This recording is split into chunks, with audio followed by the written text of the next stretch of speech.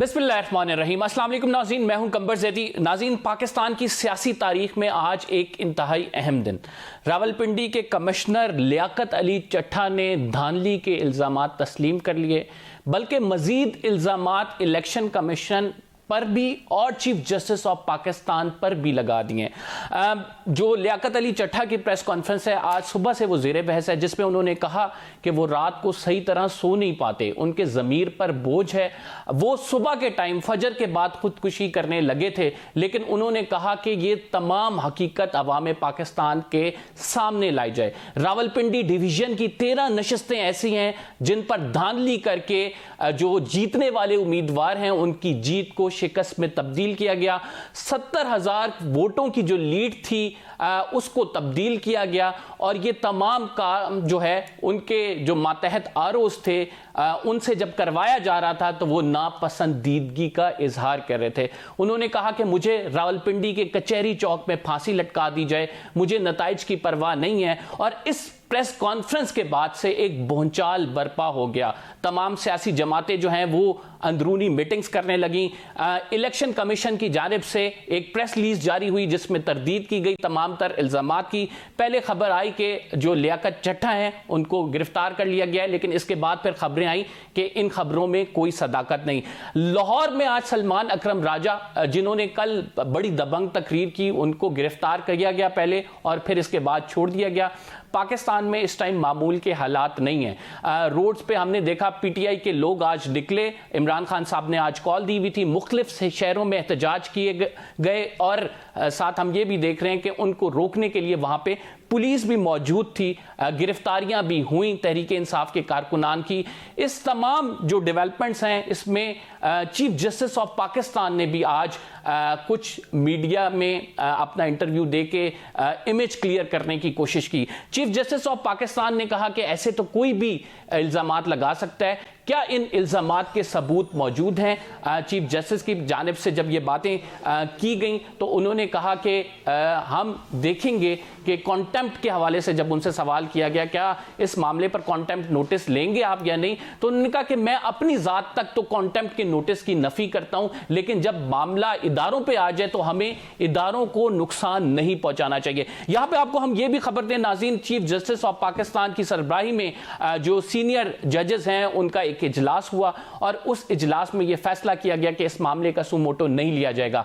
सोमवार वाले दिन एक दरख्वास्त जो है वो सुप्रीम कोर्ट ऑफ पाकिस्तान में ज़ेर समात होगी, जिसमें ब्रिगेडियर रिटायर्ड अली की जानिब से यह दरख्वास्त दायर की गई है, और इस दरख्वास्त में मौक़िफ़ इख्तियार किया गया है कि ये जो इलेक्शंस हुए हैं इसमें धांधली हुई है, इन इंतखाबात को नल एंड वॉइड करार दे के नए इंतखाबात करवाए जाएं। इस पर भी बात करेंगे। आज पूरे दिन जो कुछ मुल्क में होता रहा है उस पर बात करेंगे। हमारे साथ पीटीआई से मौजूद होंगे शौकत यूसुफजई साहब, हमारे साथ स्टूडियो में एडवोकेट हाफिज एहसान खोकर साहब मौजूद हैं, एमकेएम से रऊफ सिद्दीकी साहब हमें ज्वाइन करेंगे, मुस्लिम लीग नून के मुतादिद रहनुमाओं से मैंने रब्ता किया, उनको दावत दी कि आप शो में हमें ज्वाइन करें, लेकिन किसी ने भी हामी नहीं भरी। तो क्या मुस्लिम लीग नून इस तमाम मंजरनामे पे भागती हुई नजर आ रही है, ये भी डिस्कस करेंगे आज। सबसे पहले मैं आगाज करूंगा शौकत यूसुफजई साहब से। शौकत यूसुफजई साहब, एक बड़ी आप ये कह सकते हैं पुरजोर कैंपेन आप लीड कर रहे हैं राइट नाउ, और इस कैंपेन को तकवीयत जो है ये कमिश्नर साहब के इल्जामात ने बख्श दी है। अब क्या समझते हैं, क्या सिमत इख्तियार की जाएगी एहतजाज की? आप मजीद एहतजाज को बढ़ाएंगे, सुप्रीम कोर्ट ऑफ पाकिस्तान का दरवाज़ा खटखटाएंगे, क्योंकि सुप्रीम कोर्ट में भी इस केस की समाअत होने जा रही है, जो कि इंतखाबात में नल एंड वॉइड करार देने के हवाले से एक रिटायर्ड ब्रिगेडियर की जानिब से दरख्वास्त दायर की गई है। जी शौकत साहब। बिस्मिल्लाहिर्रहमानिर्रहीम, बहुत शुक्रिया। देखें, इस वक्त मुल्क बहुत मुश्किल में है। मईशत को देखें, महंगाई को देखें, आवाम की मुश्किलात को देखें तो बहुत ज़्यादा मुश्किलात में है, और ऐसे में ये उम्मीद की जा रही थी कि इलेक्शन होंगे तो उसके बाद हालात सुधर जाएंगे, लेकिन बदकिस्मती देखे कि इलेक्शन के बाद हालात मज़ीद ख़राब होते दिखाई दे रहे हैं। उसकी जो मेन वजह है वो ये कि अवामी राय का एहतराम नहीं हो रहा, ना किया गया है। हम सब इलेक्शन लड़कर आए हैं, और मैंने अपनी पाकिस्तान में अपनी लाइफ में कभी ऐसा इलेक्शन नहीं देखा जो कि जो आरओ जो है वो पार्टी बना हुआ, और मतलब कि प्री पोल रैंकिंग से लेके लास्ट आवर तक उसने जो है ना, जैसे कि हमारा इलेक्शन जो है वो आरओ के साथ हो रहा था, इतना पर्सनल हुए होते हैं।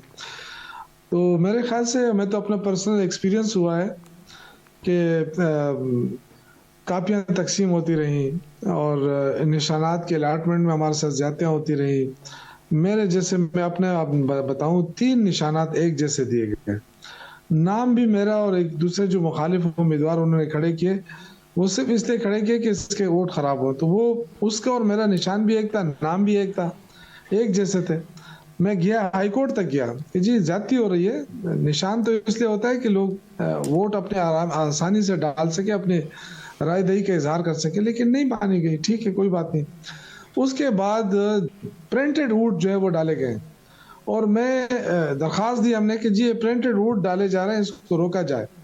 किसी ने नहीं सुनी। फिर हमने ये जो 45-46 फॉर्म है, हमने कहा इसको टैली किया जाए, कंसोलिडेट किया जाए, नहीं किया। रात को कहा जी आप 800 वोटों से जीत रहे हैं, सुबह हुआ कि 5,000 से आप हार रहे हैं।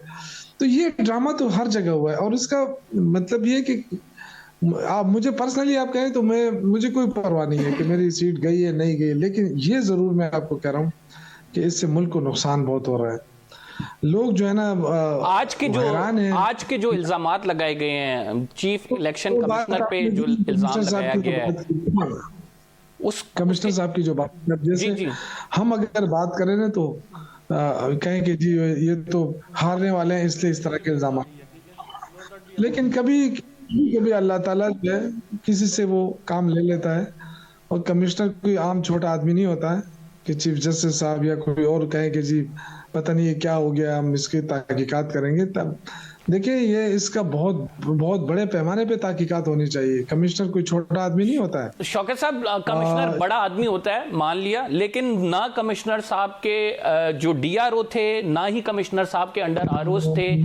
तो ये जो तमाम मामला हुआ, कमिश्नर साहब की इन्वॉल्वमेंट किस तरह से साबित होगी? ये तो महज सिर्फ इल्जामात हैं, इससे बहुत बड़ा पिंडोरा बॉक्स भी खुल गया। किसने लॉन्च किया, क्यों लॉन्च किया, एक ऐसे वक्त में रिटायरमेंट से पहले लॉन्च किया गया, इसकी क्या वजूहात है?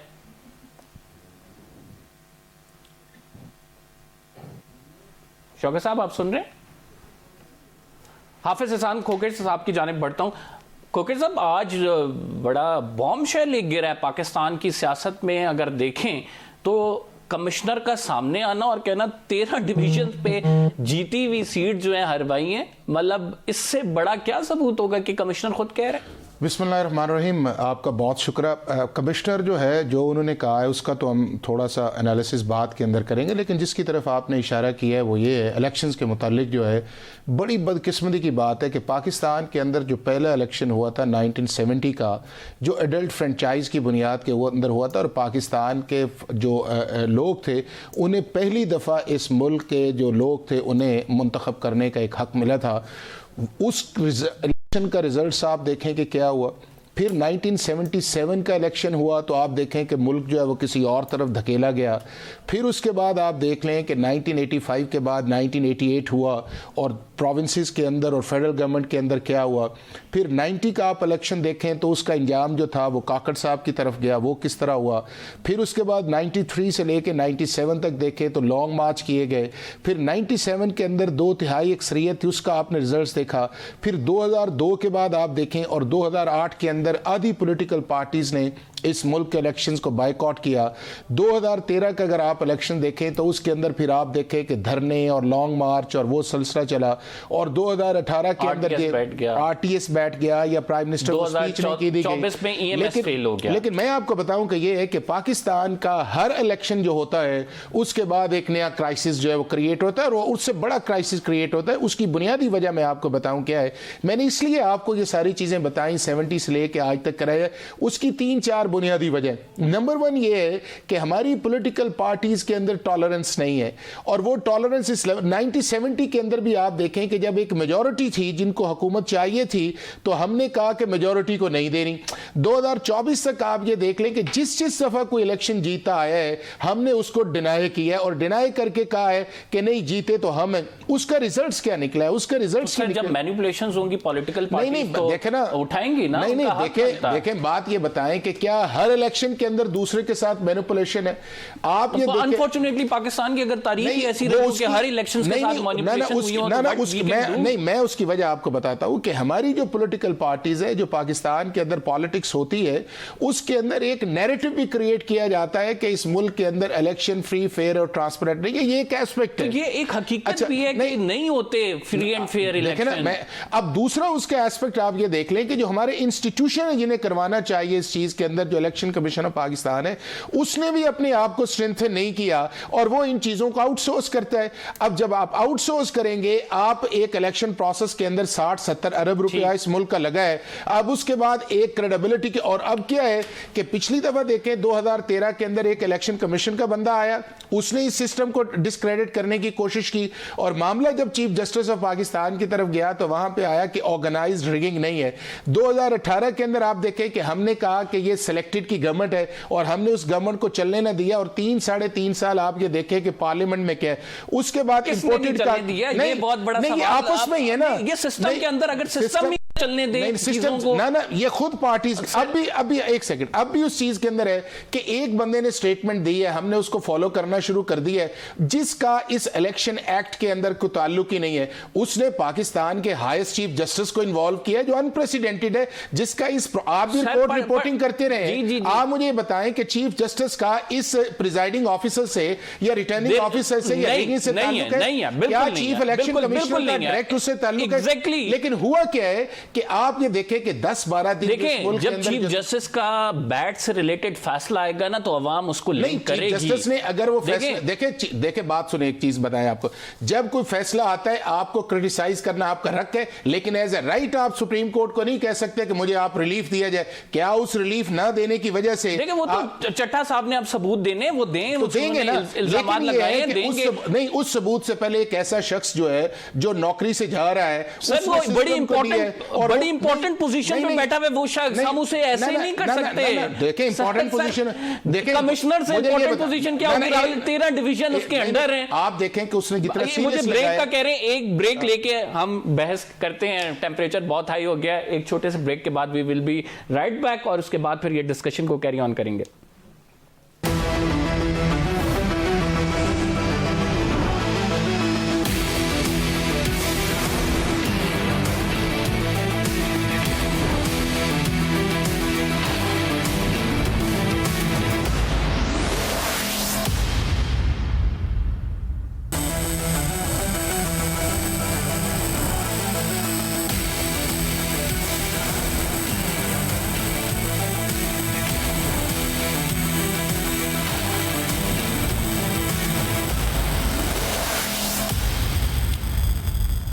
वेलकम बैक नाज़रीन।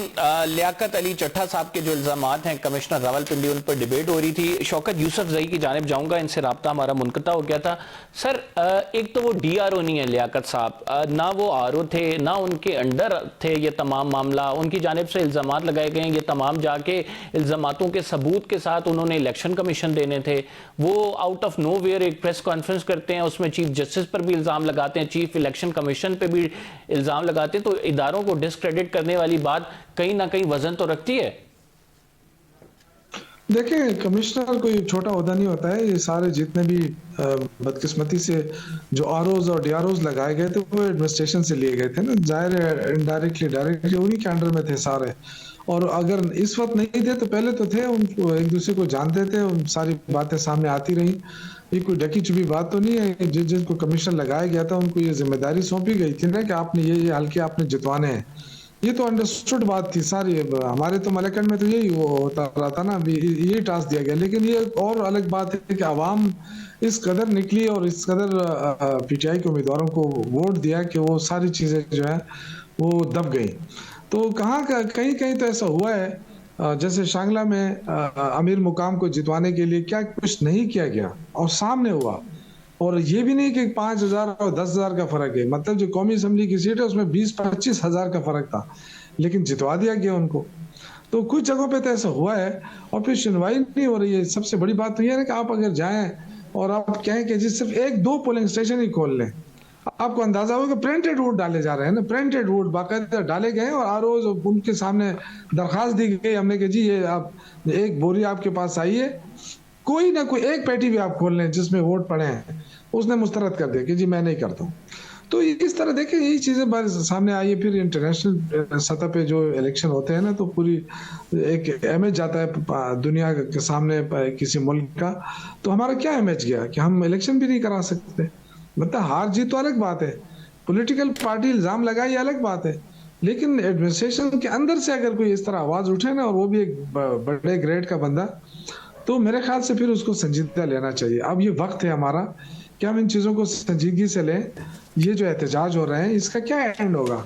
अगर कोई उनकी सुनवाई नहीं हुई तो ये एहतजाज तो आगे बढ़ सकते हैं, फिर मुल्क और मईशत जो है वो पहले से ही बर्बाद है, मईशत फिर मईशत और खराब होगी। मुल्क के इमेज की बात कह रहे थे, मुल्क का इमेज तो तब भी खराब हुआ था जब हम साइफर को साजिश से जोड़ें और फिर हम उसी साइफर को लहरा कर ये कहें कि अमेरिका मुदाखलत कर रहा था। फिर उसके बाद हम ये स्टेटमेंट्स भी दें कि अमेरिका को चाहिए कि अभी जो धांधली हुई है उस पर नोटिस ले। अमेरिका यानी एक तरफ हमारे जो है वो आपकी हुकूमत को गिरा रहा था, दूसरी जानिब आप अमेरिका से ये अपील कर रहे हैं कि वो नोटिस ले, ये जो धांधली हुई है इस पे ह्यूमन राइट अब्यूजेस थोड़ी सी गलतफहमी दूर कर दूं। देखिए ये गलतफहमी दूर कर दूं, ये कल भी किसी चैनल ने ये मसला उठाया था। देखें ऐसा नहीं था, पहले तो साइफर कोई मान नहीं रहा था ना, आपको भी पता है ये साइफर तो है ही नहीं। तो जब उनकी कार्रवाई का शुरू की गई इमरान खान के खिलाफ, तो फिर साइफर भी बरामद हो गया। ये तो एक अलग कहानी है। लेकिन ये जो है कि अमेरिका से मदद मांगी, अमेरिका से मदद नहीं मांगी है, अमेरिका को आईना दिखाया है कि आप जो कहते हैं ना कि ह्यूमन राइट्स और बड़े बड़े दावे करते हैं जमहूरियत। अच्छा चलें मैं इस पे आईना दिखाने वाली बात पे आता हूँ। मैं हाफिज साहब से बात कर लूँ। हाफिज साहब फिर क्या हम जाने से पहले बड़ी जबरदस्त किस्म की मैं आप जब इतनी जी तो आप पाकिस्तान के इलेक्शन के बारे में आप सब इतना ही कहते हैं हाँ जी ये इस तरह हुआ इस तरह हुआ है, ये उनको याद दहानी कराइए, कोई मदद नहीं मांगी है। ठीक कोकेर साहब आप क्या कहेंगे कि राइट नाउ जो है एक बहुत बड़ा पिंडोरा बॉक्स खुल चुका है और इसमें बहुत सारी चीज़ें हैं। जैसे कुछ लोग कह रहे थे कि ये जो DRO साहब हैं ये तहरीक इंसाफ के हमायती हैं, इनके हवाले से ये रिपोर्ट जो है जो कि IB की रिपोर्ट है मेरे ख्याल से, इनके ख़ानदान के हवाले से कि कहाँ से ताल्लुक़ है, कितने बहन भाई हैं, तो इस रिपोर्ट में बाकायदा सियासी वाबस्तगी इनकी PMLN लिखी गई है। ये बड़े क्लोज़ रहे हैं हमजा शहबाज साहब से। गुजरात में ये DC जब तैनात रहे हैं, काफ लीग से इनके कुछ तनाज़ात हुए, लेकिन उस टाइम भी काफ लीग ये समझती थी कि PMLN के बड़े क्लोज हैं। मेंटल हेल्थ के हवाले से इनकी प्रोपोगेंडा हुआ, मेंटल हेल्थ इनकी बिल्कुल दुरुस्त बताई गई है इसमें। तो ये तमाम चीज़ें अगर कमिश्नर की जानिब से कही जाती हैं, दो कि आपकी बात बिल्कुल दुरुस्त है कि हमें अपने इदारों को डिस्क्रेडिट नहीं करना, we have to think over it, लेकिन सर इसका हल क्या, किस तरफ मामला जाता दिखाई दे रहा है? देखें इसका एक तो ये है कि जो भी एलिगेशंस आए हैं उसको एट द हाईएस्ट लेवल इसको इन्वेस्टिगेट होना चाहिए।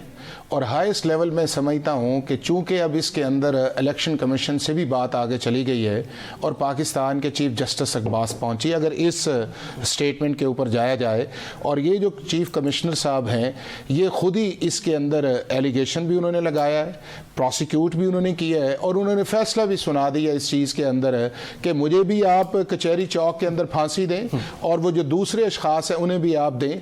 तो मैं ये समझता हूँ कि ये जो स्टेटमेंट आई है ये कोई अब्रप्ट स्टेटमेंट नहीं है, ये एक वेल थॉट स्टेटमेंट है। और ये जो स्टेटमेंट है जो 7-8 दिन का एक वक्फा है, उसके बाद ज़मीर जागने का भी नहीं ज़मीर देखे ना, ज़मीर कभी भी देखे, मैं आपको बता, ज़मीर इंसान का जागना उस वक्त चाहिए कि जब वो गलत काम उसे कहा जाए तो उसको कहे कि जी मैं नहीं कर सकता। ज़मीर की तो असल वजह वही है ना जी।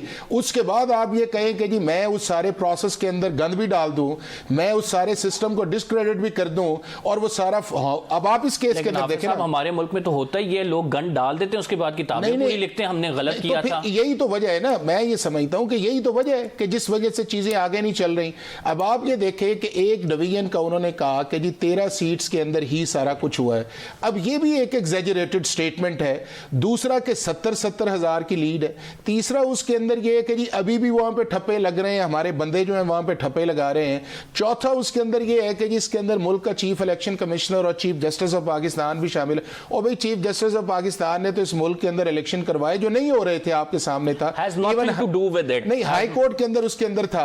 आप ये देखें कि एक 20-21 ग्रेड का मुलाजिम जो है, रिस्पॉन्ड करना चाह रहे हैं वो सिर्फ उसको पाकिस्तान, हाँ, लेकिन उस चीज के अंदर जब ये चीज आ गई है और इसको सुप्रीम कोर्ट को इसका कॉग्निजेंस मंडे को लेना चाहिए, थॉरो इन्वेस्टिगेट। चूंकि मैं आपको बताऊं कि पाकिस्तान के अगर पॉलिटिकल प्रोसेस आप डिस्क्रेडिट करके या इसको ये कहें कि ये रिग्ड हुआ है, ना पाकिस्तान के अंदर इसकी इज्जत है ना पाकिस्तान से बाहर इज्जत है। मोटो नहीं लिया, नहीं सुओ मोटो नहीं, जब देखे ना मैं आपको बताऊं, दूध का दूध पानी का पानी हो जाता। देखे अगर ये मामला मंडे को ऑलरेडी टेकअप है तो जरूरी है कि इसके ऊपर सुओ मोटो लिया जाए। नंबर 2 ये है कि सबसे पहली रिस्पांसिबिलिटी इसकी इलेक्शन कमीशन ऑफ पाकिस्तान की है कि वो इसको इन्वेस्टिगेट करे, और अगर ये चीजें हुई हैं तो इन लोगों को एग्जाम्पलरी पनिश किया जाए। लेकिन अगर इसके पास कोई सबूत नहीं है या ऐसी चीज नहीं है तो एग्जाम्पलरी पनिशमेंट देनी चाहिए, ताकि यह है कि इस मुल्क के अंदर आगे बड़ी पॉलिटिकल और इकोनॉमिक इंस्टेबिलिटी है, ये चीजें मुल्क को सूट नहीं करती। मैं अपने भाई से अर्ज करता हूं कि देखें ये कोई ढकी छुपी बात नहीं है। चीफ इलेक्शन कमिश्नर से लेके इलेक्शन कमीशन कितना बाइस रहा है, पीटीआई के साथ कितना बाइस रहा है, ये सबको पता है। ये कोई ढकी छुपी बात नहीं है। क्यों बाइस रहा है, मैं ये पूछना चाहता हूँ ना। एक तरफ आवाम का फैसला है जो आ गया, आपने बल्ला छीना, आपने वर्करों को दबाया, प्रेशराइज किया, सब कुछ होने के बाद आवाम ने राय दे दी। अब राय देने के बाद अगर उनके नताइज चेंज हो रहे हैं तो ये इसका नोटिस कौन लेगा?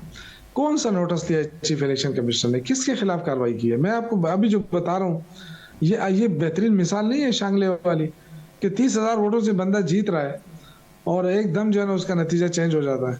तो ये वोट आए कहाँ से? आप मुझे बताएं, फॉर्म 45 क्यों होते हैं? या तो बता दें कि जी हम बस जिसने इलेक्शन हार दिया जीत दिया बस एक ही दफा फैसला होगा। मुझे बताएं फॉर्म 45 क्यों होता है, फॉर्म 46 क्यों होता है? इसीलिए होता है ना कि अगर कोई बात ना माने तो भैया आके गिन लो जी, बात खत्म हो जाएगी। नहीं गिनते तो ये जब नहीं होते हैं तो इससे क्या होता है लोगों में? देखो उस दिन शांगला में लोग निकले, पुरअमन एहतजाज कर रहे थे, अचानक गोलियां चली, 2 बेचारे बच्चे मर गए, तो कितनी तकलीफ हुई, कितने लोग जख्मी हुए, लेकिन कोई उससे टस मस नहीं हुआ। ना इलेक्शन कमीशन की तरफ से कोई बयान आया कि जी ये बात गलत हुई, हम बिल्कुल तहकीकात भी कर रहे हैं, हम ये भी कर रहे हैं, कुछ भी नहीं है ना। इलेक्शन कमीशन कहाँ है, क्यों खामोश बैठा है? ये इलेक्शन रूल्स के मुताबिक जब इलेक्शन शुरू होता है किसी को यह हक हासिल नहीं होता है कि वो सड़कें बनाए, वो लोगों को पैसे दे, वो टैंकियां तकसीम करे, वो पाइप तकसीम करे, उसके जरिए वोट हासिल करे, वो पैसा भी सरकारी हो। ये कहाँ हुआ है मुझे बताएं? ये हमारे हल्के में होता रहा है, खुला होता रहा है। हम बार बार दरखास्त देते रहे, उन्होंने कहा जी हमारा काम नहीं है। तो किसका काम है? जब इलेक्शन ऐसे होंगे तो जो पैसों वाला है, जो ये पहले से ये बात थी ना कि पैसों वाले लोग आएंगे पार्लियामेंट में, और आपको पता है कि लोग पैसा लगाते हैं, तो फिर तो यही जो आम ब्रेक पे जा रहे हैं, वापस जब आएंगे ना तो पार्लियामेंट से बाहर रहेगा। जी वापस जब आएंगे तो हम डिबेट करेंगे कि ये तमाम चीजें तो चले हो गई हैं, अब वे फॉरवर्ड क्या है? क्या इसी तरह से एक सियासी भूंचाल के साथ ये मुल्क चलता रहेगा? क्या स्टेबिलिटी पाकिस्तान में नहीं आनी कभी? इस पर बात करते हैं एक छोटे से ब्रेक के बाद। आप कहीं मत जाइएगा।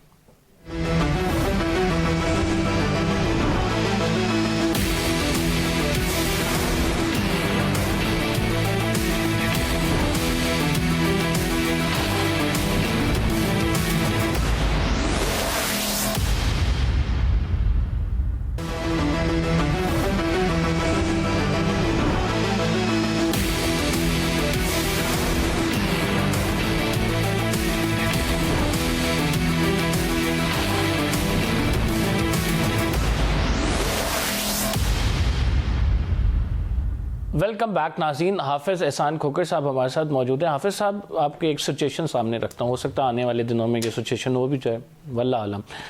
अगर इसी तरह जिस तरह से लियाकत अली चट्टा साहब ने ये प्रेस कॉन्फ्रेंस की है और आरओज़ और डीआरओज़ पर इल्ज़ाम लगाया है, और फिर हम देखें कि अचानक से आरओज़ और डीआरओज़ उठ के आएँ, प्रेस कॉन्फ्रेंस करें और कहें कि वो झूठ बोल रहे हैं, हमने कोई धांधली नहीं की है, कोई ठप्पे नहीं लगाए हैं, ये सारा मामला जो है फेक है। किस पे आप यकीन करेंगे? देखिए, एक तो ये है कि आपके सामने आज वो जो डिस्ट्रिक्ट रिटर्निंग ऑफिसर है उसने